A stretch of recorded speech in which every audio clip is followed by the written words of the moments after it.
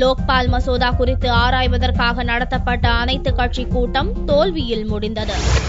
ஊழலை ஒழிக்க வகை செய்யும் லோக்பால் மசோதாவை வடிவமைப்பதற்காக அமைக்கப்பட்ட கூட்டுக்குழுவில் இடம்பெற்றிருந்த அரசு தரப்பு பிரதிநிதிகளுக்கும் காந்தியவாதி அண்ணா ஹசாரே தலைமையிலான சிவில் சொசைட்டி பிரதிநிதிகளுக்கும் கருத்து வேறுபாடு ஏற்பட்டதால் திட்டமிட்டபடி ஒருங்கிணைந்த வரைவு மசோதாவை உருவாக்க முடியவில்லை. அதனால் அனைத்து கட்சிகளின் கருத்தறிய முடிவு செய்யப்பட்டு பிரதமர் மன்மோகன் சிங் வீட்டில் அனைத்து கட்சி கூட்டம் நடத்தப்பட்டது. கூட்டத்தில் காங்கிரஸ் தலைவர் சோனியா மற்றும் மூத்த மத்திய அமைச்சர்கள், பாரதிய ஜனதா மூத்த தலைவர்கள் அத்வானி, சுஷ்மா, அருண்ஜேட்லி, இடதுசாரிகள், திமுக, அதிமுக உள்ளிட்ட பல்வேறு கட்சிகளைச் சேர்ந்த பிரதிநிதிகள் கலந்து கொண்டனர்.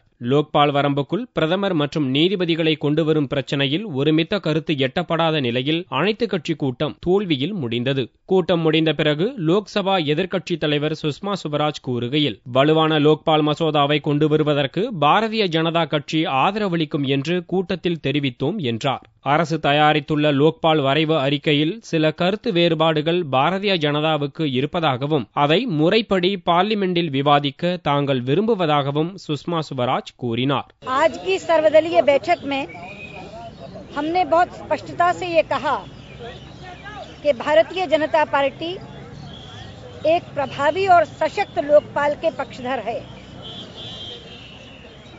हमें एक ऐसा लोकपाल चाहिए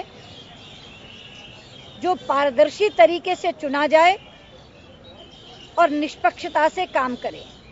ஆகஸ்ட் 1ஆம் தேதி துவங்கவுள்ள பார்லிமெண்டின் மழைக்கால கூட்டத்தொடரில் லோக்பால் மசோதாவை அறிமுகப்படுத்த வேண்டும் என்றும் அதன் பிறகு அரசியல் கட்சிகள், மாநில அரசுகள், சமூக அமைப்புகளின் கருத்தறிவதற்காக பார்லிமெண்ட் நிலைக்குழுவுக்கு அனுப்பப்பட வேண்டும் என்றும் சுஷ்மா சுவராஜ் கூறினார். हमने ये बात भी स्पष्टता से कही कि सरकार का जो मौजूदा बिल है उसके अनेक प्रावधानों से हमारा मतभेद है.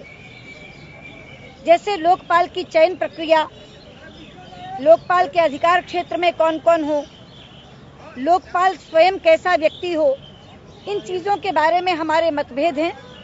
हमने उन मतभेदों का खुलासा यहाँ इसलिए नहीं किया क्योंकि हम चाहते थे कि पार्लियामेंट्री तरीके से जब बिल संसद में रखा जाएगा और स्टैंडिंग कमेटी में जाएगा तब विस्तृत रूप से हम अपने विचार वहां रखेंगे. அனைவரின் கருத்துக்களை கேட்ட பிறகு நிலைக்குழு அளிக்கும் பரிந்துரைகளை மசோதாவில் சேர்த்த பிறகே லோக்பால் மசோதாவை நிறைவேற்ற வேண்டும் என்றும் சுஷ்மா சுவராஜ் கூறினார்.